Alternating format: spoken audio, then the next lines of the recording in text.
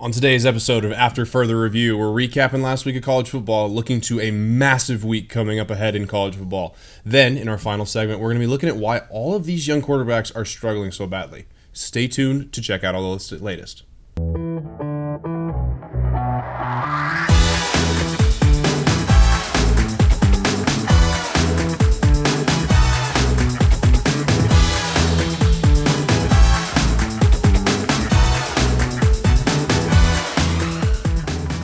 Welcome into the episode of After Further Review. I'm Landon Pats, joined by Tye and Landon. How are you today, Tye? Doing great. You know, we had a great week of college football and NFL last week. We were right about some things. We were wrong about some things. We were very wrong about some things. We were a lot, especially my Thursday night prediction. But guess what? We're not engineers. No. We're not mathematicians. No, not we're at all. Sports media majors. No, exactly. We get to do this and be absolutely wrong. Those lights are on, that camera's on, and we're still going to be here talking about sports. We're still going to be doing a great thing. All right, well, I'm going to break us down through the entire part here. First segment, as we usually do, we're going to go into the college football overview, going over what happened last week, some of the biggest games. Segment 2, we're looking ahead to a massive week of college football coming up. We have, how many is that? 5 games that we're previewing on there. A whole lot. On the segment 3, we're looking back at our 3 W's. We brought that last week. We're going to be bringing it back this week. Have Ty's 3 W's, my 3 W's, and then finally, in our final segment, we're going to be talking a little bit about why so many young QBs from the 2021 draft and forward have been struggling so badly. We've kind of noticed a trend going on, so we're going to get into all of those. But we want to start in college football, and I think there's probably no better way to start than with LSU South Carolina. One of my favorite games that we got to watch this weekend. It was so good. Honestly, would I be surprised if, I don't know, Landon, maybe South Carolina was 3 for 14 on 3 for 12 actually on third down. It was such LSU being such a pass heavy drive and LSU being more, actually I messed it up. LSU being much of a passing drive and South Carolina just liking to pound the ball, running it down the man's pace. It truly was a great game. It was honestly it was one thing you don't like with the refs and all that stuff. But, I mean, The refs are going to play a factor in any game. Exactly. And at some point, they kind of had to be a part of it and make a difference. But I think probably the biggest thing in this game that I saw that I really enjoyed mostly was how resilient LSU was in this game. Yeah. Because at one point, they were up 17-0, right? Lenore Sellers was awesome. Then he gets hurt, and then we see a whole different South Carolina team. But overall, I thought it was a really great game. And I'll have to take it back. I did talk on the show a little bit how I thought it was a pretty bad college game day. The atmosphere was electric. The people were electric. The game was awesome. I can't complain about it. That's exactly what you want from game day, right? There wasn't really much others when it came to game day. The only other ones I could really think of was Bama versus Wisconsin, and that was a big noon game, and it wasn't really the same just because Alabama blew out Wisconsin. But other the fact, you know what? Daily reminder, Ryan Williams is 17 years old. God bless. I've told you that like 6 times. I've been getting texts for viewers at home. I've been getting texts from this man about how this man is 17. For now, it feels like a year. It feels like he should have been telling me this is 16. He's 17 and he's scoring touchdowns against these. That's big awesome. defenses. That's so cool. I'm so proud of him. Moving on, other than him just being a good receiver and his age doesn't truly matter that much. It's still, I mean, you rarely see It's that. cool, but I don't care. Boston College went into Missouri, and this was a lot better game than I think a lot of people thought it was going to be. Yeah. Missouri struggled for a little while in there. Their offense kind of struggled to get it going, and then pulled it out in the end. What are your thoughts on this game? It was mainly just Missouri won off the turnover battles more than likely. I mean, Thomas Castellanos, he looked really good, and he had 250 passing yards, around 2 touchdowns, but he had a couple interceptions. It wasn't truly like a sight thing you'd want to see. That was just really how Missouri was able to take away, because Missouri did not look good whatsoever. And so when it came to that defense in Missouri, it's a non-conference game. You're going up against Boston College, which, remind you, they have a lot of NFL-type caliber coaches. So yes. That experience alone is making why Boston College could honestly have a good shot. But other than that, I mean, Missouri won off the turnover battle. It's nothing I'm really worried about, but you have to have some concerns if you're Missouri. Yeah. And honestly, for me right now, this kind of it puts into perspective who I think will end up winning the ACC, or at least be in the ACC championship. I still am very comfortable saying Miami is the best team in the ACC. But who is that second team at this point? Because Florida State's not. We don't have to talk about them. They're so bad. Clemson, however, actually bounced back and looked better. And so now it's more of a who's in between there. Louisville has a big test coming up with Notre Dame here at some point. But I think those are going to be really, really interesting tests for a conference that is supposed to be pretty up in the air, kind of like the Big 12 is. We're going to move on to who was the shocking game of the night. Yeah. Georgia at Kentucky. almost losing to Kentucky with one of the close. weirdest sequences at the end of the game I think I've ever seen. Yeah, the play clock and time clock getting changed, I think, like 6 times because they couldn't figure out the right call. And honestly, what is up with the SEC refs? The Arkansas game was weird. The LSU game was weird. Kentucky versus Georgia was weird. It's not looking good when it comes to officiating. It feels really off. And you know what this felt like to me more than anything was like a 1980s game of SEC football. Carson Beck, 15 for 24, 160 yards. Brock Vandegrift, 14 to 27, 114 yards, the former Bulldog who transferred into Kentucky. I just thought Kentucky was a tough-nosed football team, and that defensive line is awesome. Yeah. Georgia always kind of struggles in this spot, and they dropped for a reason that we'll kind of get into here in a second. But I think that it was a really interesting game overall. I think Georgia has a bye week coming up before they play Bama. They do. So get right game, figure it out, and they made it through. That was really the biggest thing. You got here. out of there. Yeah. Is it a good look? No. Is it going to matter in the long run? Probably not.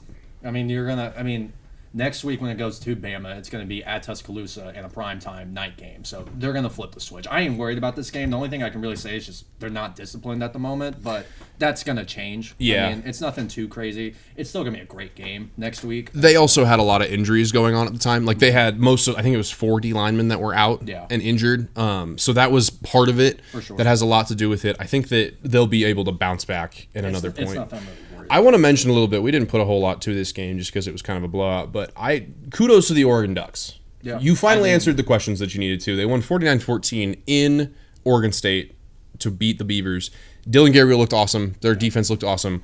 They finally had a put-together game, which feels weird after you play 2 teams in Idaho, and then you get your rivals in their place, in Corvallis, and you all of a sudden it's like, oh yeah, now we're good. Now we figured it out. But some teams they just need a couple of games just to, I don't know, like fix up, polish some stuff up. And there's a team I'll be talking about when we start getting into the next preview of games this week. But it's nothing I'm really too worried about with Oregon. It's the same with Georgia and all these big teams. Yeah, they've struggled because they got new players, new coaches. It's a whole lot, especially non-conference, because I think we're hyping it up a lot more than what it is, and we haven't gotten to conference yet. No, and that's always the pace of college football, though, and you know this. Like non-conference is always the point of hype, and then we see who's real and who's not. It's the same with the AP pool. Yep. Like it realistically does not matter. No, and I think it's going to change a significant amount before the end of the year, just based on.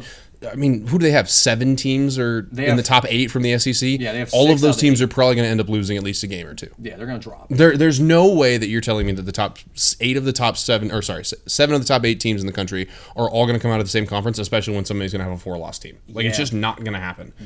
No. Another game that I wanted to bring up real quick because it was a shellacking. Kansas State, Thursday night against Arizona, who was ranked before going into this game. They are no longer ranked, losing 31-7. K-State's got a wild environment. I'm very scared. We'll talk more about Oklahoma State in the second segment, but I'm very scared for when we go there. Manhattan's crazy. It's a crazy place to play. They're a bunch of maniacs. Yeah, I think this Arizona team, you're starting to figure out the trend on how to beat them. Yeah. Make Noah Fafita throw 1,000,000 times a game, and he's good at it, but make it so that they don't have a run game. Their top running back had 48 yards and 1 touchdown on 14 carries, which is fine, but not great. Avery Johnson is a freak. Yeah. Avery Johnson is going to be the future of that program. I wasn't even going to mention Avery Johnson. I was more impressed with Donovan Edwards. Not Donovan Edwards. Dylan Edwards? Dylan Edwards, the running back. Dylan. They're all close, the former running back from Colorado. Yeah, he was a stud. He had a punt return touchdown, a rushing touchdown. Like, that guy literally, took over that game. Part of Avery Johnson's just masterclass game against Arizona. Yeah. So, dude, can I tell you right now, it's crazy that I'm looking at this. Avery Johnson, 14 for 23, 156 yards, 2 touchdowns passing. Okay, that's fine. 17 carries, 110 yards on the ground.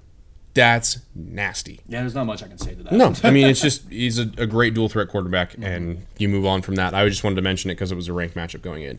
All right, we have a new little small segment in here. It's going to be the question of the day for us. The ruling on the field. The ruling on the field question of the week. We want to figure out what we're trying to get in here. And we want to start easy, a little light, nice thing to go into. And so we went with our best jerseys from the last week and our worst jerseys from the last week. Gotcha. Now, I started us out, and I'm going to get hot about these. The worst jersey for me that I saw this last week was the TCU Bullfrogs. Yeah. Horned Frogs, sorry. I believe there should be a graphic for that up there, Bridge. Shout out to our great TD, Bridget. Shout out to Bridget. There it is, right there. Now, the photo shoot looks awesome. It looks cool, right? Yeah. And then you watch it in person. There is nothing on these godforsaken jerseys. The TCU logo is tinier than the Nike one that they put in there. They have literally it's a blackout jersey. That's cool. And you have a metallic helmet to it. It is so boring. And I'm sorry, TCU, I liked your jerseys before when you had all the really side cool on the piece and had the different crescent on the inside of the mouth. Yes, they look sweet. Yeah. And now I watched their blackout jerseys against UCF, and I was like, neither one of these jerseys are great. I kind of thought UCF was fine, but if you're going to do a blackout jersey or all of your jerseys, they just are so bland. They have nothing to them. Another team, this was my worst when it came to the Big 12, and Bridget, I'll have my graphic ready. I'm going to go with Kansas when they went up against UNLV. It was, I don't even know. I mean, it doesn't look bad. I like the lettering. I like the system and the setup is great. Is it the logo? It's the logo, and I think they could have just added some red in there. And plus, when you lose to UNLV, who you had actually look pretty bad. I'll ruin your surprise. You had them as their best. I honestly did not see it. I don't like the gray when it came to UNLV, but the fact that you lost to UNLV with that blackout, I think you could have done better with that. And all I gotta really say for Kansas is just stick to basketball. That Kansas logo is so ugly. I don't know why they use it. Because the original one's awesome. Yeah. I think the original Jayhawk that they have with the trot on there is so cool. Just the head of the Kansas Jayhawk looks so dumb. And why is it so wide? Yeah, it's the longest logo I've ever seen. But all right, let's be a little bit more positive now. I'm going to pass it over to you. I'll let you start since you already spoiled my best. Hey, my fault. I mean, I had to say it. They went up against. They did. All right, who's your best jersey? My best had to go to Wake Forest. Honestly, it's very simple. It was clean. They had the gold chrome helmet and then with the black.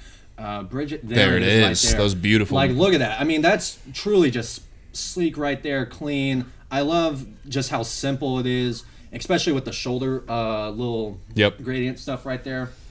That right there, I think I just wanted to take it up a little bit differently, but that was my best. And they added, they had some nice things to it. I liked it a lot. All right. A little flair.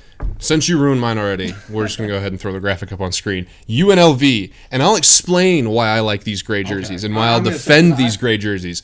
There are two pieces here that I want you to really pay close attention to. Okay, I'm staring. Number one, the lettering and the numbers are all outlined in that beautiful red color that they have on there. It's accented. They have good colors to it. It looks like some high school stuff. Hey, hold on. I'm not done yet. Is this the first time we're debating, actually? I think so. This is the fourth episode, and this is the first time we're going to debate.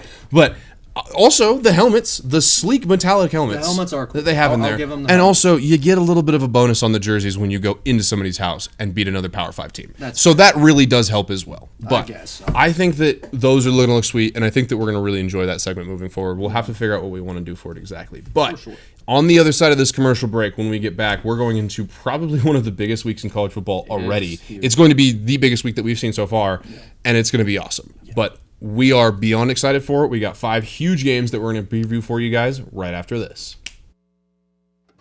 My name's Kayla. I've been here since the beginning, so 4 years. Scratch is more focused on farm and mostly made in Oklahoma products, keeping it local. Sustainability is our biggest thing. That's one of the reasons why this place opened. I've been the chef here at Scratch for 2.5 years. Started here as a line cook. Our food and drinks are a bit separate entities almost inside the restaurant. So the food is now up to 85% of the products we bring in are raised or grown locally. It's all based off of things that I grew up eating in southern Oklahoma, the things my grandparents ate. Fresh food, clean food, organic food, sustainability, that's all of our thing. From front of house to back of house, we're able to maintain both with freshness. But made in Oklahoma means we get it straight from the farms that are 20, 30 minutes, another little county away. We get it straight from them. I'm Travis Taylor. I'm the general manager for the Hotel Indigo Tulsa Downtown. I have a real good understanding of the food scene in Tulsa, and I've loved to see the way it's evolved over the years, and I'm glad to be part of it. My name's Kevin Kyle. I'm the executive chef. I started here, the idea was to do something local. Everything that we try to do has Oklahoma products. Tulsa is a big oil boom when we were the oil capital in the early 1900s. How Route 66 put Tulsa on the map. And the menu around that was, well, what would an oil worker take out in their lunchbox? That's how Prospect kind of came from. We never get crazy busy, so we can do a lot of different things with food. And we can do things like wine dinners and have local dinners. We have a private dining room that people can come. I think being being at the heart of the old Route 66 has kind of weighed into us getting a lot of different things brought in from different areas of the United States. When I taste something on our menu for the first time, the first thing I go is, that's Tulsa. Welcome back to After Further Review, where we are getting ready for my favorite Here we part go. of college football. We are in conference. Oh my goodness, dude. Conference games started out with a bang. Yeah. It's going to be awesome. I think there are going to be some really great games to go through. I'm going to go through all of them just real quick, and then we'll break down each one individually, starting off with College Game Day. Tennessee and Oklahoma. Oklahoma is the hosting team. We're going to look at the other games going on here. Number 24, Illinois, is traveling to number 22, Nebraska. Not expected to be a great game. Now it's going to be a really great game. Mm-hmm. Buffalo is going to Northern Illinois. What's it called? Ranked Illinois, but Northern Illinois, by the way, after beating Notre Dame. Look at them. And then number 12, Utah, is traveling to number 14, Oklahoma State, here in Stillwater, Oklahoma. We have a packed weekend, and I didn't even mention a lot of other games that I think are going to be pretty good as well. Yeah, there's going to be a lot of great ones. But let's start with game day. Let's start with Tennessee at Oklahoma. Ty, what are your thoughts on this game? Dare I say, now you might think I'm wrong on this. Dates me back to 2012 when I'm thinking about what was I? I was in Pee Wee practice. Yeah. A new Texas A&M team is joining the SEC, and they're trying to figure out if they're going to be able to compete. And they have a young rising star quarterback, that being Johnny Manziel. Dare I say, I'm kind of seeing shades of A&M with Oklahoma, and that being Jackson Arnold. I wouldn't disagree. Here's my thing. I disagree so strongly. Okay. Based on I'm the not team. saying Jackson Arnold's going to be Johnny Football. No, but I disagree by a couple of things. Number one, their offense has not been great. He's their leading rusher by over 60 yards. You know that, right? Yeah, I know. They have not been able to run the ball at all. And they've played teams like Houston, and they've played teams that are just mediocre to all mediocre. Now you bring in an SEC Tennessee team that shellacked Kent State. Shellacked them. And I know that it's Kent State, yada, yada, yada. It was 66 to nothing at halftime. Mm-hmm. They scored one touchdown in the second half to make it 71-0. I have a really hard time thinking that Oklahoma, I get the home field advantage is going to be great for them and everything. I've already talked about how I think Nico is going to be one of the best quarterbacks out there. Okay. I think that their run game is phenomenal. I think Tennessee's going to shellac them. Oh. And I think that here's the biggest kicker for that. Yeah. Everybody's talking about Josh Heupel this week. Mm-hmm. We know the backstory, right? Yeah. He got kicked out. Mm-hmm. They chose Lincoln Riley over him. That's a good decision for OU. Nobody's saying that was a bad decision, but now he's coming back. Yeah. And now you have to imagine a guy that just put 71 points on Kent State, that just absolutely want to drive the knife into the heart, is going to want to do the same to his alma mater that kicked him out of a coaching spot. That's fair enough to say. The Palace is going to be storming, especially with game day. They haven't had a chance like that in a while. When it comes to Jackson Arnold, all I've seen is that this guy is the next Heisman winner. It's going to be the next quarterback carousel when it comes to OU Historics. If he wants to win the Heisman, he's got to show out in this game right here, right now. He's got to make his moment, because you are right. They have been struggling with a lot of things when it comes to it. But that defense has been great, and you can't deny that. They've been able to at least pull away from it, and then they've beaten Tulane and some other teams like that. Now, I'm not saying they're going to full out win this, because I still got Tennessee winning, but I think OU is going to be a lot more dominant, especially with that defense, than what people are, because people are expecting this to be a blowout. They think OU is going to get wiped down there, and it's not necessarily. I'm going to think it's going to be totally a blowout, but I think OU is going to be competitive in this game. I think the Palace is going to be storming, and I wouldn't be surprised if OU loses by 4. If OU loses by 4, I'd take that. Honestly, if you're an OU fan. Am I one of those crazy people if I say Tennessee's going to win by 14? I don't blame you for saying that. I don't see a scenario where Oklahoma is going to be ultra competitive in this game. You're going to have to get to a spot where everybody's talking about, we got to make Nico a thrower. We got to make Nico a thrower. What about the other side? Yeah. What's going to be your run team? So now we have a Tennessee team that we're worried about nothing really with their defense, because they've allowed 6 points all year. They have an offense that's phenomenal. I think they're going to walk in there and make a statement, especially to a new SEC team. You can really go any way with this. Yeah, I think and that's what's great. It's part of the toss-up in this is that we really just don't know. I'm also just saying this for Oklahoma. It's because everyone wants a competitive conference for every conference. And everyone's been looking at Texas like, yeah, they're going to be a clear front runner, and OU's just going to try and find their way. Do I see them in the middle of the pack? Yes, but I still see it competitive. And I think that's what's great about this conference. It's going to be a lot more competitive than other people think, because they just think OU is going to lose to every team besides like Vandy. That's fair. I think that they also have a gauntlet of a schedule this year, and that's part of it. They do. All right, we got to move on. We do, We unfortunately. talked a little bit about this, but your home state, number 24, Illinois, is traveling down to number 22, Nebraska. Dylan Raiola in another big game, another big test it kind of moment. And I would say this is their biggest test of the year by far. Yeah. Colorado was not a real team to say that you can put up against a ranked team. Kyle McCord in Illinois. No, that's Syracuse. I apologize. Illinois has looked great so far throughout the season. Who did they upset? Who was the upset game that they had? Kansas. Right? Well, Kansas. Not a basketball school. Yeah. Back to it again anyways. But I think this is going to be a good game, and I honestly am kind of feeling the same way I did about the Tennessee situation. I think Nebraska's going to rock them here. Honestly, I wouldn't be surprised. The only thing I really have with notes is just Luke Allmeyer has been looking real good. 6 touchdowns, close to 700 passing yards for the year, and then 4 of those touchdowns being from their star receiver, Pat Bryant. It'll be interesting to see how they are able to contain them. I do see Nebraska kind of taking over this game, and I think that's going to be kind of like the little stoplight to Illinois. I think they're going to have a great year, especially because the improvement they've had the past 5 years. Because again, it's been ugly. But other than that, you got to take what you can get with Illinois, especially. So honestly, I got Nebraska winning by let's go 17. Yeah, and I think Nebraska is, especially now that they're ranked and undefeated, that's going to be one of the hardest home places to play in all of the country. They showed up for Colorado. We saw that. We saw how they played with Colorado. All right, moving a little bit more north. I don't know. I can't believe I'm saying that after a Northern Illinois or a Illinois and Nebraska game, but we're going to Northern Illinois, where the Huskies are going to be playing Buffalo. Honestly, dating back last year when we kind of started projecting this stuff, did you ever think we were going to talk about Buffalo versus Northern Illinois? No, Neither not a did chance. Honest to God, and I'll hold my hand up here, I did not know that Northern Illinois was a Division I football team. I don't blame you for saying that. I genuinely just I had don't blame you never for saying that. I had never seen them on. I had never seen one of their games. I had never seen anything. I don't pay that much attention to the MAC. It's not a big thing for me. Who would? No, exactly. Unless if you're an alumni or alumni. But I just structure class. Shout out to Dr. Abernathy. Shout out to him. But no, never in a million years would I have thought this. But when you put yourself on the national spotlight, this is exactly what you do, and that's part of what's great for Northern Illinois right now is you ride the slave as long as you can. You keep winning games. You keep getting people to talk about you, and you will be the Cincinnati of this year. You will be the team that the UCF of previous years, right? These are how these programs get elevated really quickly.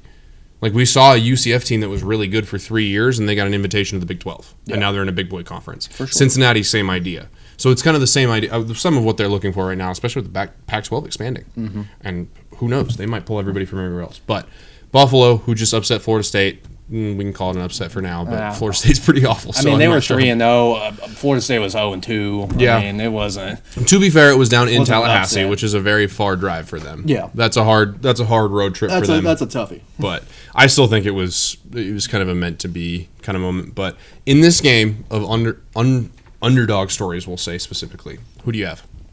I really just want to go Northern Illinois. I love the story. I love the wave. coaches. Ride the wave. This is like a March Madness type team, a Cinderella type story. How could you not say Northern Illinois is the team to go here? Especially because they beat Notre Dame. Yeah. I'm not talking about them anymore, but No, they beat exactly, Notre and Dame. it's a tough situation, especially when you don't know a ton about either of the teams. Right. We do enough research on here to understand about the teams and make sure that we're not just talking out of our you-know-whats. Yeah. But we're also on there making sure that we know enough, and when there's 134 FBS teams, it's hard to get to Northern Illinois. It's hard to and know Buffalo. every single player, every single Exactly. team, every single coach. It's hard. For two especially teams with a 12 team. that we do know the coach of, USC and Lincoln Riley, Michigan, and Sharon Moore. I'm just going to ask you this straight off. Is Michigan cooked? Yeah, You think they're done? yeah, I do. Because here's my thing. You proved last week against Arkansas State that you don't have a pass game. Right. Arkansas State. I completely get because the week before it was Texas. You may just be understanding what level are we at this point, because Texas is the number one team in the country right now. Yeah. And I think a lot of people would either say it's them or Georgia. And then okay, we're one tier below that, and then we get into the week after, and we're still struggling against Arkansas State. We're still having our issues there. I'm really scared for Michigan in this situation until the weather gets cold, because if this team cannot run the football effectively and be that strong physical team that they need to be, I don't know if they're going to be able to throw the ball. Yeah, especially Donovan Edwards has not had the year that everyone thought he was going to have. Especially, the guy got the cover for 25 ahead of Ollie of all people, and so it's really just been weird thinking about because from a national championship. But this is also this happened with TCU, and this is now happening with Michigan. They're going to find a way to come back. It's just going to take a couple years because all these teams have loaded up from the transfer portal, and they kind of stuck with their seniors. And that's going to... Do you know what's weird, though, with Michigan? What? They have a lot of talent. They do. They Yes. have probably, in my opinion, the two best, if not two of the best defensive players in the country right now in Will Johnson and Mason Graham. Yeah. I'd say that they are the best two people at their position. Will Johnson's the best corner in all of college football. Mason Graham's the best D tackle in all of college football. I don't blame you for saying that. You have offensive playmakers. We talked about Dylan Edwards. They brought in a bunch of really good offensive linemen. You'd like to hope that Alex Orji or Davis Warren could be enough of a threat with just people on weird. the outside. You have a top tight end that's going to get drafted in the first round. You have a lot of these pieces that are supposed to be really good. It's a matter of actually executing it and doing it. And just the play style of it all. It's frustrating to watch. And I think watching them against this USC team, it's going to be so apparent. Especially because USC is going to be pass heavy. Yeah, it's going to be Lincoln Riley in Ann Arbor. I think the only chance that they really have is controlling that game by the line of scrimmage, which USC has looked improved. They've looked phenomenal on defense. Not just good. They've actually looked like a real defensive team. And we talked about it when they beat LSU, and what is it? It comes with, when it came to LSU, we said that they only gave up 20 points, but you really need that if it's just USC. You can't give up 40s, but if you can get in the punt twice or 3 times, you pretty much have that game. Yes, this is a Lincoln Riley-led team that knows how to score points in bunches, knows what they're doing all of the time. Yeah. And you're going to have to score with them, and I was kind of worried about the same thing with Texas and a Sarkisian-led team that knows how to score all the time. I worry that it's going to have a lot of the same effect, and I think that Michigan's going to fall in a very similar way. I think some people were surprised by the score difference in that one. Yeah. I will not be surprised if USC walks into Michigan and wins by 20. I wouldn't be surprised. I just don't think, unless they let Alex Orji run all over the yard. Maybe like 14 or 17. Hey, I'm going to stick to my guns. I'm going to say that they're going to win by 20, and I think that they're going to walk in there and come out a top 10 team. We'll see, I guess. But we got one final game in here that we got to squeeze in, and I'd say it's the one that we're the most excited about. Yeah. Hey, man. First game in the Big 12. Welcome to Stillwater, Oklahoma, Utah. Welcome to to number 12 Stillwater. Utah Utes are coming down to Stillwater, Oklahoma to play the number 14 Oklahoma State Cowboys. And this has been a weird start for both of them. Yeah. Cam Rising got hurt last week in a weird apparent finger injury with Baylor and didn't play the game. The team looked fine, not great against a lower level Utah State team. Oklahoma State has been completely flipped of their identity. Yeah. Their identity right now is passing the ball. They're really, I think they're top 5 in passing yards in the country right now. Yeah, Bowman's But they can't run the ball, which is not at all what anybody expected from them. So my question to you is, do we see that trend continue for Oklahoma State, or do we see it flip on its head? Honestly, when it came to last year, running the ball was also a problem those first 3 games until they started doing it from the shotgun or gun. Honestly, when it comes to Oklahoma State, this is exactly how I expected. You blow out South Dakota State, but you had some simple miscues like, bad coverages and all that. You go into Arkansas, struggle, but you got out of there. And you still showed that you were able to fight and able to come back. And in this third game against Tulsa, you just blew them out from the passing game. It's exactly how I expected. Now it's just going into Utah. Yep. And Who do you get winning this game? I need it from you. Oklahoma State by 4. Yeah. If I'm putting my homer side aside, the biggest thing that I think right now is that I worry about their corners, and I worry about the corners a lot. I worry about the Utah corners, and I worry about our corners as well. I think this is going to be kind of a high-scoring game. I do have home field playing at a difference, and I think because I was at that Arkansas game, it showed me how much of a difference BPS can make, and so I have Oklahoma State winning by less than a touchdown as well. I have a really, really close game, but the atmosphere was crazy. It's going to be an awesome week of college football. We're super excited for it. But we got to get into the next segment on here. On the other side of the break, we're going to be recapping the NFL and getting into our 3 Ws right after this. My wife lived east of here, about 35, 40 miles, something like that, over at Lamont. I was dating her from over at Alba when we were going to college. I knew about the well then. It was a great well. It was great water. I'd stop there, stick my head under it, wake up, drive on home, that kind of thing. And people talked about bottling this water. And so that's why I started thinking about doing that. And so in 2003, the property come up for sale. And so we started working on that, had the opportunity to buy it.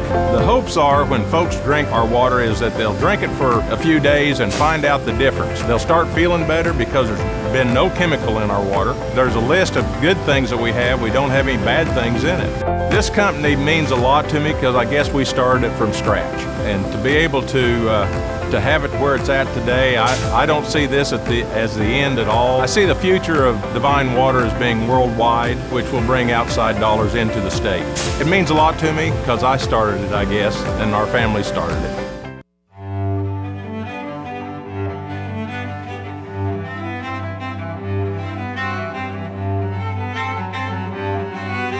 My name's Dennis Abernathy. Lived here since 1968, and I consider myself one of Stillwater's oldest original family jewelers. Here at Dennis the Jeweler, we're more about personal service. My father always told me that anybody can sell the jewelry, and what we're doing is completely different, learning to do the repair work.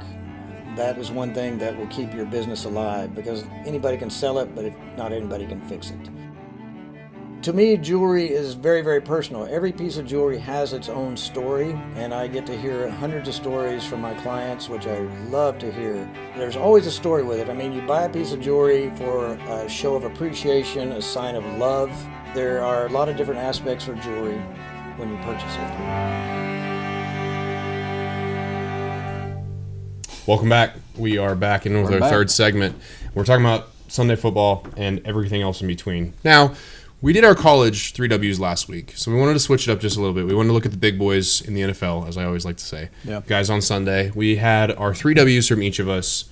We wanted to look specifically at who, what, where. Yeah. So, you want to go ahead and start off with yours? Yeah, we'll start off with mine. For my 3Ws, Bridget, I believe my graphics right there, that's actually Landon, so we're going to translate over to him. We'll switch it right over to me. That's totally fine. That would be my bad. You're good. I will add on there. So, my three are the what as the New Orleans Saints. Dude, starting off this grade has been phenomenal for them. I think it's a crazy, crazy start for them, and nobody really expected it out of Derek Carr. My who, Aiden Hutchinson. I know they lost the game. I know they didn't end up beating Tampa. That dude's ridiculous, and he's going to very quickly, I believe, put himself in the echelon of a Nick Bosa, of a Myles Garrett, of those kind of guys. Yeah. And I think the where he's not already there is US Bank Stadium, where they will be hosting the Houston Texans this week after beating the San Francisco 49ers at home. I think this is the absolute real test to see, is Sam Darnold going to be an actual real team with this? And is Kevin O'Connell going to be competitive in this division? Because nobody expected the Vikings to be good. No. Nobody expected. Everybody thought they were going to be the fourth team in this division, which is totally expected. They lost their starting quarterback. We had them as their number one pick. Yeah, we had them as a low-level pick on this team. And give credit where credit's due. They've won 2 games, and I'm going to be really curious to watch that game on Sunday and see how it goes. I want to kind of switch back just a little bit. I'm going to go back to the New Orleans Saints for just a second. Mm-hmm. Dude, it's not just wins. It's shellacking. It's dominance. It's okay. The Panthers are a whole different ordeal, and we'll get into Bryce Young and all that. But for them specifically, their offenses looked elite when a bunch of other offenses looked really bad. Their defense has been really good especially early in games. And they've been having fun. Yeah, and they separate from teams, and they're awesome. Yeah. When did Rashid Shaheed become the best deep threat in the league? When did Derek Carr become one of the best deep ball throwers in the league? Like, it doesn't make any sense if you look at it from a paper standpoint, but they have been so dominant and so good, and I'm really curious to see if they can keep doing it moving forward. Just adding on to that a little bit, I'm just happy for Derek Carr. I mean, finally, he's been going through so much, and I love that 2016 MVP type year. Was it 2016 or 15? I think it was 2016 because it would have been an election year. Yeah. Yeah. So he truly has been balling out, dealt with injuries, dealt with coaching staffs, and finally it looks like he found somewhat of a place. At least he's having a great time for these 2 weeks. It might change. It's New Orleans. They're kind of they've been a bipolar team when it comes to dominance, and then next week they just look terrible. But for some reason, this team looks different for some odd reason. And you know the other thing that I've noticed about that too? What? You don't have to be special in this division. No. You don't have to be world-ending in this division. You know what you need? You need 10 wins. Yeah. To guarantee yourself to probably win this division, you need 10 wins. Because it's so mediocre. The Panthers are going to be the worst team in the NFL. For sure. They're going to be the worst team in the NFL. Again, we'll get farther into that later. Yeah. But they're going to be really bad. The Buccaneers look good. They look like they're going to be a competitive team. I think that they're going to falter at a few points. The Falcons have had their issues and had their moments. So I think you really just need to get to 10 wins with this team, and you're already a fifth of the way there. It's funny enough that you mentioned the Falcons, because do we want to get into my 3Ws? Let's go ahead and do it. So we're going to start off with my what, actually, Bridget, if you want to pull up that thing. There we go. And so for my what, I have the Arizona Cardinals, which I'll get into them a little bit more. My where will be at, where is it? What's it called? Lincoln Financial Field versus the Falcons. Big Kirko got his primetime win, and I like it a whole lot. And then you have Sam Darnold. You kind of talked about it. I love seeing it going from the Jets and then going from another poverty franchise being the Panthers. Now somewhat finding a home. It will be interesting to see how he pans out, because we've seen this from time to time when it comes to Minnesota quarterbacks, especially with Josh Dobbs last year, and now it's Sam Darnold. They've had the great 2-week run, and now we're going to see how it goes. And one thing, because I wanted to add into this, Arizona, thank you. Thank you for giving Marvin Harrison the ball. I don't care if that was his first game. He should not. Who is it that I put on the? I think it was Greg Dortch. Yeah. He had 7. He had more receptions than Marvin Harrison. Yeah. This is the closest. I'm going to say this is the closest thing you have to Larry Fitzgerald. Oh, The closest I think in some ways it might be better. It might be He better. might be a more explosive athlete. And I've always wanted to see Larry Fitzgerald to win a Super Bowl, and I wasn't able to. Please, for the love of God, Arizona, do not mess us up in the draft. Don't mess us up in the offseason. We want to see Kyler and Marvin Harrison the ball out. Just please give Marvin Harrison the ball. Don't do anything stupid. Don't trade away your picks like the Panthers did. No. Don't try and sign old veteran. Just rely off Kyler and Marvin Harrison, and I'll be happy. And just keep moving forward. Do you know what's one of my favorite post-game quotes from him was, Kyler missed 4 throws. All 4 targets were to me. I'm unhappy. And I think that is the perfect way to sum up a guy that is going to be one of the best receivers in this league, because the man had 4 catches for 130 yards and 2 touchdowns, most of which came in the first quarter. The 2 touchdowns definitely did. He's the first player to ever do that in the first quarter since, I don't know, his dad, Marvin Harrison Sr. And he is so good. You just got to get him the ball. Kyler looked phenomenal outside of that as well. He was moving around, making really good plays, had a really good week, and I think he looks mostly back to himself. He does. Just that dude, Marvin Harrison, is going to be such a problem. Have you seen the video with him and his dad? And No. they asked him what the difference was between them two. They said that Marvin Harrison, the original Marvin Harrison, would ask and demand for the ball, and Marvin Harrison Jr. would not. And it looks like now we're kind of seeing where he's kind of getting a little cocky and confident, saying, I need the ball, which you need that for a receiver. Yes, and especially for a receiver of that talent when we're talking about the rest of that receiving core. They have Greg Dortch as their second receiver. Yeah. I love Greg Dortch. We had a great photo of him from Wake Forest earlier up. Rocked that jersey all he wanted to. He's not a number 2. Mm-hmm. This dude is a game changer on offense. Your offense looked phenomenal this week. You dominated against the Rams. The I Rams thought were of all good. teams. Yeah, and I mean they're starting to pile up the injuries. Puka Nakua's out. Cooper Kupp's out. Stafford had another back injury thing come up. It's gonna be all up to Kyron Williams. Yeah, it's starting to fall apart a little bit, but you still take that kind of win from this team, especially when you jumped out to that kind of early lead and was making those kind of throws from Kyler, making those kind of catches. I just think that they're setting themselves up for success now, and that's what you're supposed to do. When you draft a guy that high, when you spend that much draft capital on somebody, that's what you like to do, and you bring him in to be that game changer for you. For sure. I mean, another thing I want to add, because we've kind of talked about Minnesota, get them out. Cold like Minnesota. The Falcons actually winning against the Eagles primetime game, and I don't know, man. I mean, the Philadelphia Eagles, they kind of had the same problems they did with this game, what they did last year, lowering down the competition, and somehow just squeaking away. But this time they didn't. Big Kirko finally got the game. Yeah. And again, I like it. Yeah. I love it. Oh, God bless this team, this Falcons team. This is going to be the most interesting division we're ever going to see. It's going to be so weird. There's so many unknowns. They played well. I think that they deserve to win the game. Was I impressed with the Eagles at all? No. Was I super impressed with Kirk Cousins and the Falcons? No. I mean, they were telling Penix to get in the first half like the fans were. The only thing I liked about it was the defense. And also my favorite thing, Bijan Robinson. He's so good. Yeah. Thank God. He is the actual meme of the Lamborghini next to the trash house. And that's not even disrespect towards the Falcons, because I think they have a lot of great players. No, that's disrespect. Bijan is so good that he can be that guy. That's disrespect towards Jalen Reagor. Because why honestly, you don't even know. Why would you post that getting sent to the practice squad? No, I saw that. You've been through 3 teams and you get to the practice squad and you're like, oh yeah, they don't understand. For context for everybody, Jalen Reagor, former first-round pick for the Philadelphia Eagles, who's been cut now 3 times, was sent to the Patriots practice squad, and after one practice with them and with the team, put in that he was the Maserati in the terrible house next door. And it was like, dude, you have no ground to stand on as a guy that just got moved to the practice squad as a former first-round pick. Dude, I'm sorry. When your best receivers are, Kendrick Bourne and all them, and you get sent to the practice squad, you have one of the worst receiving cores? Yeah. That's a bad look. The only reason you got that opportunity was because of how bad the receiving core is, and they were taking a flyer on a guy that was a former first round. Yeah, pick. they're just like, why not? That's the reason they wanted to bring him in and have a chance with him. That's exactly how I looked at it. Before week 3, the guy's off the team. Yeah. Guess you suck. That's our problem to see later. But, anywho, I don't know how we got from Bijan Robinson. I don't know either. But it just hit me in the head. I think it was a really interesting week for football. I think there was some really good games. The Buccaneers beating the Lions was a really good one, and I thought that was a super interesting game. We talked about it a little bit. I thought this week was weird in some ways. There were certain games that I have to mention the Commanders beating the Giants. Yeah.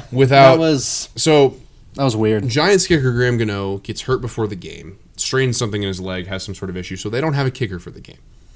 Keep that in mind when I tell you the rest of these stats that we're about to go through here, and I tell you that the Commanders win this game. Yeah, I'm getting ready. First quarter, touchdown Devin Singletary, field goal for the Washington Commanders. It's 6-3. Remember, they don't have a kicker, so they try a missed kick with their punter, and he misses it. Okay.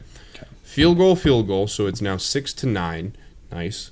The touchdown from Malik Neighbors, his first of his career, failed 2-point conversion from Daniel Jones. It is now 12-9 at halftime. Commanders add 2 more field goals onto there. They're up 15-12. Weird score. Weird Terrible, score. weird score. Then the Giants take a lead, 18-15, with Wan'Dale Robinson, and they go for another 2-point and fail it again. Commanders hit 2 more field goals. That's just such a Commanders and Giants game. It's such a Giants thing to do. The only thing I got out of that game was just the jersey swap between Malik Neighbors and Jaden Daniels. Yeah. No, and then they have an actual competent kicker for the first time in a long time. Would you look at that? It's the first time ever in NFL history that a team has scored 3 touchdowns, not allowed one, and lost the game. Yeah. Another game we kind of wanted to add in there was just Buffalo versus Dolphins. That was a very good game. It was a James Cook. Buffalo has a running game. Yes, I guess. they do. Before we go into the seasons and all that, we assume injuries are not going to happen. Yes. And so when it comes to Tua and all that, it was just tough to watch. I mean, he's such a great competitor, and he really, whenever he's able to get on the field, he's not, but he doesn't slide correctly. He always wants to take the big hits just to show that he can be a competitive quarterback. He just ended up with another concussion. You just hate to see it. I worry that it's over for him. I worry that you kind of have to be done at this point. And I don't think that's a bad thing for him, man. It's not, man. You got to take what you got and move forward. Like you have to trade your mental sanity and who you are as a person for the money. I get that you're waiting on that guaranteed contract to kick in next year. You just got to wait on it for a little while. He does have insurance, though. He does from his contract. Another thing, it's just sad to say, I don't think he's going to retire yet, though. I think he's still going to have that competitive drive. He's going to say he can keep going, and he's going to keep doing these like mixed martial art, like head protections and all those classes. I really would rather just see him just be safe in all this situation. But I mean, it's his choice. He wants his money, he can get it. But honestly, I really just wish nothing. Can I lighten the mood a little bit? Let's do that. Let's laugh at Will Levis for a second, shall we? Dude, the fact he's had back-to-back memes. The best memes I've seen in so long. Since, like, who was it? Andy Dalton when he is playing with the Saints and he has his heads up and Marco Wilson's in the background doing a backflip. Yeah. There's that one. And then there's these 2 Will Levis throws. And shout out to Alyssa Brandon. And I think that her take, the more and more I see it, the more and more it shout out to the We Know Ball show. Yeah, that is a great show, by the way, and I think that they have really great content. You should go check them out. You should. For context, Alyssa picked the Titans to win, and I've made a big deal about it the whole time ever since. I just don't see how this guy is good. What are you looking forward to with Will Levis? I don't get it. Neither do I, but it's funny. It is funny, and I think that it's just a good chuckle to laugh at the end of it. Might as well just end that to the commercial break. We will get right into commercial break here in just a second, but on the other side, we got our final segment. We got to talk about why young QBs are struggling and what we think is the actual true reason behind it. Whether it's the QBs, the coaches, the GMs, how they're set up. We're about to find out. We're going to talk about all of that right after this. We would design something, it was set on the counter, and people was either, if enough of them said, this isn't it never made to the line. Dad was excited that they're all original. They were all designed on Mom's kitchen table. And it gets in your blood after a while. We're very happy that Pamela and Michael have taken over the business and kept the family going. We took the business over in 2017. When we found that it was available, we wanted to keep the legacy of family alive, but it was also incredible products that deserved to be a part of Made in Oklahoma's story. We were a part of Made in Oklahoma years ago, and so it kind of grew as Made in Oklahoma grew. Oklahoma is ingrained into everything that we did. We've been here most of our life. That's what we entailed our whole business on, was the Oklahoma homegrown feeling. Deep Fork Foods started in 2014. We started off with our nut products, and now we produce everything from jarred products to cookie mixes and pancake mixes and dried products for people, as well as our spice blends. Now we produce over 168 different products for ourselves and about 20 to 30 other companies in Oklahoma. I'm Cindy Stewart. I'm one of the owners of Deep Fork Foods. We've gone from just making our own stuff and doing just small things to being able to co-pack and work with other companies and individuals within Oklahoma and across the United States as well. I'm just really thankful for the journey that we've had so far and really look forward to the future where we're taking Deep Fork Foods and being able to provide more value for Oklahoma and its economy as well as all the people within the state. I love the opportunities that being in the food business provides. I absolutely love sharing food and good stories with people, so this just gives us another connection. And I can't wait to see where this path takes us with it. Welcome back. Final segment. There we go. Before we Fourth get started, we have to shout out one of the guys that we love and adore in some ways, not in all ways, but he's a journalism major who pushed the sport forward and pushed our major forward. And we have to shout out Woj. Thank you, Woj, for what you've done for the community, for being one of the best reporters and beat reporters that we've ever seen with the most dedication to your job. He can finally put the phone at rest. For now. He's going to go start recruiting kids at St. Bonaventure. But for right now, he should happily retire for what he's doing. We wanted to make sure that we shouted that guy out for being such a phenomenal reporter before we get into our final segment. But in this final segment, we wanted to look at why is the hit rate on young QBs so low? We've always heard this. We've always talked about this. There's usually going to be one guy or two guys that succeed from a draft class. Well, why is that? And that trend is not wrong. What they're saying in that is not wrong. When you look a little bit before this, some of the younger guys, and obviously the reason that we're talking about this is because of Bryce Young becoming benched and being benched for Andy Dalton 2 weeks into the season. But when you look back at the last three draft classes, that's kind of where I went from 2021 to 2024. There have been so many bad cases. Now, there have been their good. We have C.J. Stroud and Brock Purdy, who are both top 10 in QBR. But why do you think QBs are failing at such a high rate? Landon, have you ever heard of the phrase, it's not the camera that makes the picture, it's the person behind the camera? That's how I look at this, especially with Bryce Young. And honestly, you can look back with like Sam Darnold and I would even say Josh Rosen in all those cases. Josh Rosen obviously has not panned out. That's a little different. But these quarterbacks are going in when it comes to it, are not prepared and are not going to go into – they're not prepared and ready. It's not like a wide receiver or a rookie cornerback where you can slide them in there and they're going to make an immediate impact. No, they got to learn through the new playbook, a new regime of offense. And obviously, whenever these high draft picks are going through, then more than likely, again, like I talked about the last episodes, have the worst wide receivers, worst O-line, terrible coaching probably, and then front office even makes it worse. Bryce Young – we've talked about, I'm going to say, as long as Davis Temper is in that front office, he's not going to succeed. And now I'm hoping when it comes to the Bryce Young benching, it's more of just, listen, we know your confidence is down. You low-key, like you're not throwing it right. You're not thinking. You're just depressed at the moment. We just need you to reset you. And hopefully either by a couple weeks or maybe even next year, we're going to have you back. But I can't predict what Davis Temper's thinking because it's been a terrible show the past couple of years. Yeah, David Tepper is one of the most egregious. No worries, you're all good. Yeah. I just want to make sure we knew his name, throw his name out correctly on there. David Tepper is one of the worst owners, and maybe we shouldn't say his name right because maybe we should just acknowledge. I didn't even care that I said it wrong. Now yeah, maybe we should just acknowledge the fact that he's a terrible human being and has had a lot of his own issues, not only just as a football GM, but I think it's a mixed bag. I think it's somewhat of what you're talking about in there, but then I look back at cases like C.J. Stroud, who turned a wide receiver core that we thought was awful with Davis Mills. Nobody talked about Nico Collins being a 1,000-yard receiver. Nobody talked about any of these other guys that they've had on there. And they brought in Dalton Schultz, who was a fine tight end the year before that for Dallas. He was okay. He wasn't anything special. They brought in Dameon Pierce, who had a good rookie year and then had a tail-off year. And they had Nico Collins, and they brought in a 4th-round pick in Tank Dell. And they had one of the best offenses in the league last year. Mind you, C.J. Stroud wanted Tank Dell and told front office, we need Tank Dell. He did. D'Amico Ryans is also a really great coach. And did he win Coach of the Year? Or was he did. Yeah, I want to say Campbell. I want to say it was Campbell. He was in consideration for Coach of the Year. Yes. So it's different. To me, that's different than going from that to where Bryce is at. No, that's totally fair. And they are completely different scenarios, but I wonder to some degree if it does matter about the player and some of the physical traits. I think mostly, when I look at it right now, the guys that have succeeded in bad scenarios are the physical freaks. Yeah.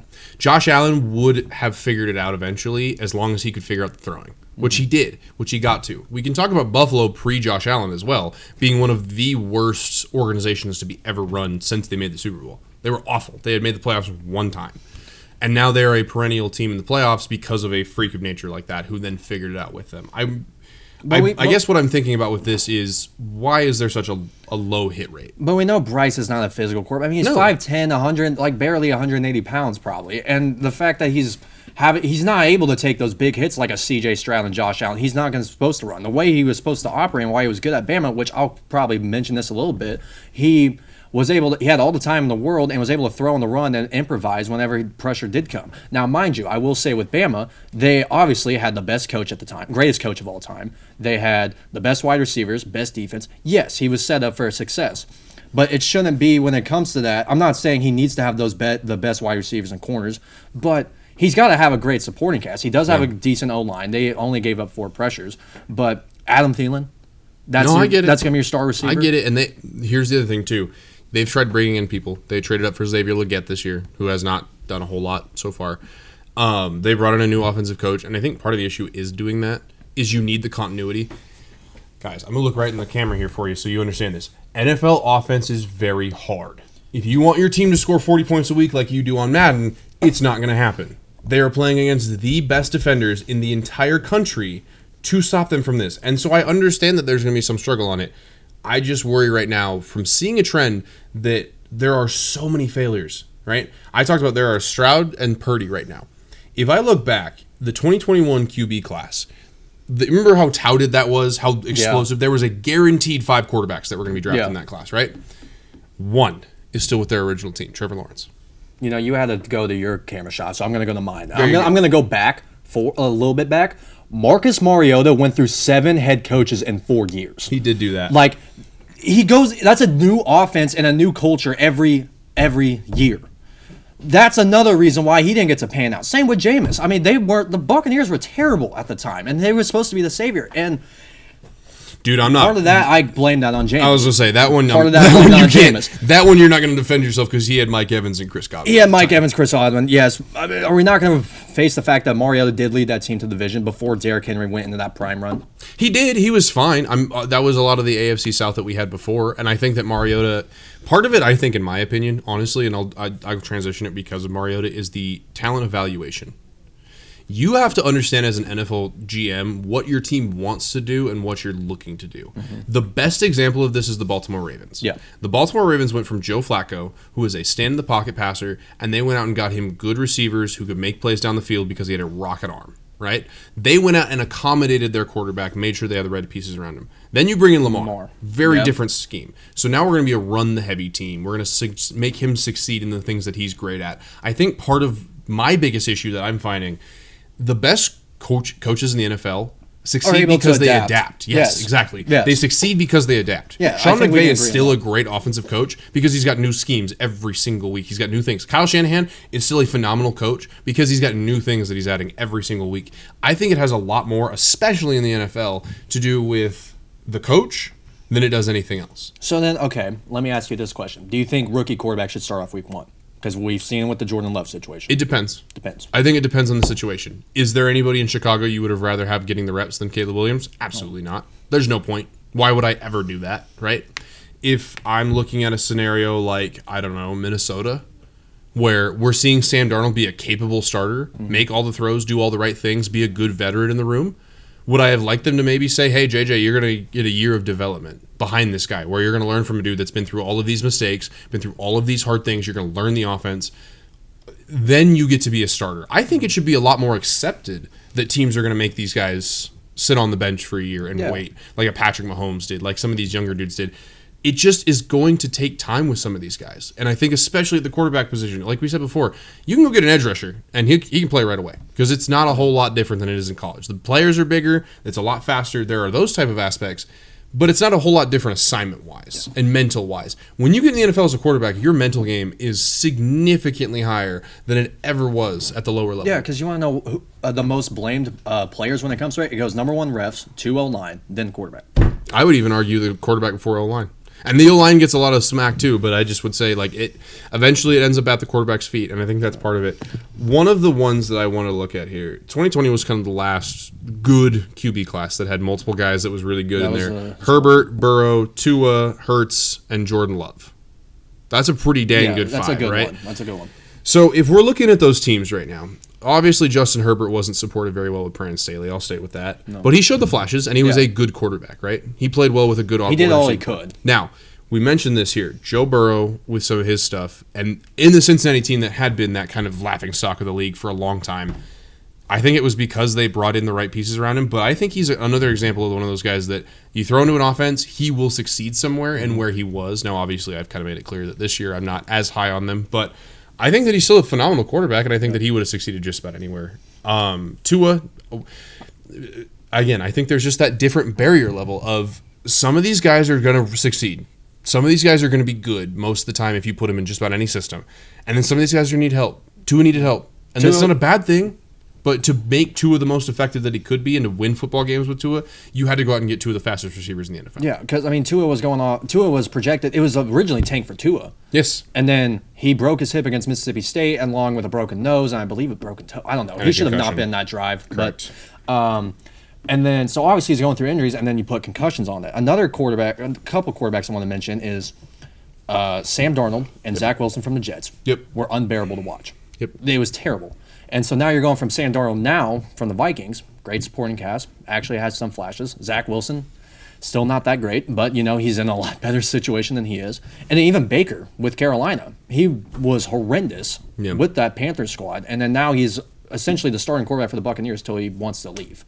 Yeah, he's got a 3-year deal with them, and they will figure it out there. I always wonder with this somewhat, too, is it's like, how much does college translate? Because it's such a different game. And we know this, like, the hashes are shorter. If you watch, actually, you want to know the best example of this and how you're going to know the difference between college and the NFL.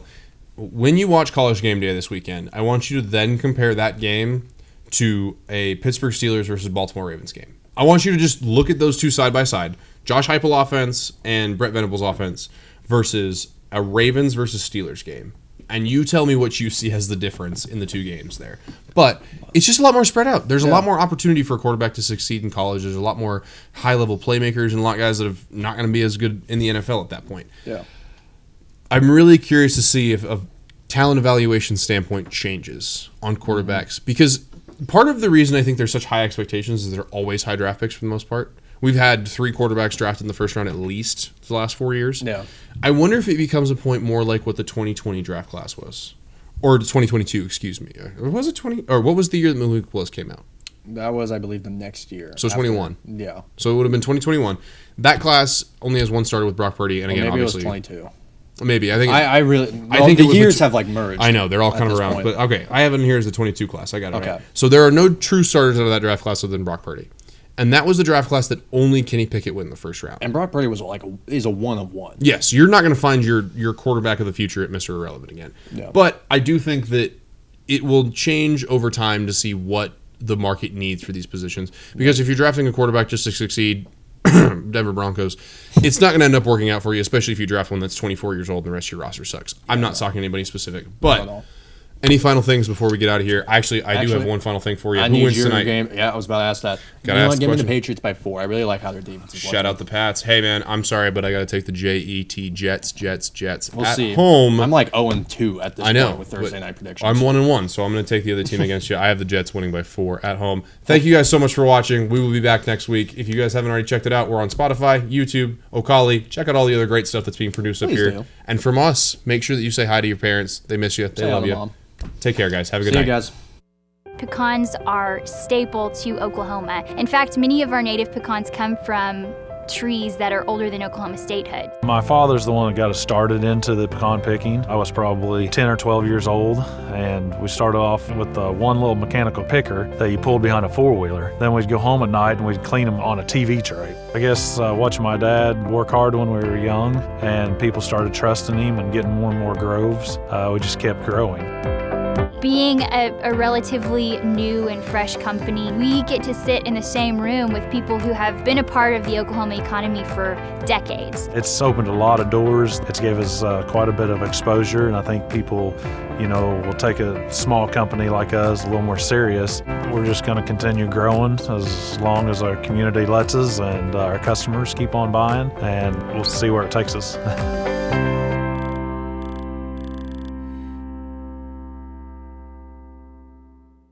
Ace in the Bowl salsa started many, many years ago. I was trying to find a recipe to take to a family gathering, and so I started messing around with different recipes, and I took a little bit from here and a little bit from there, and I came up with a salsa that is truly unique. Ace in the Bowl salsa is an olive oil based salsa with tomatoes, green chilies, green onions, and black olives. There's no sugar added, it's gluten free, low calorie, low carb, low fat, low sodium. So it's a very, very, very good alternative to any snack you may want. As of right now, I'm just looking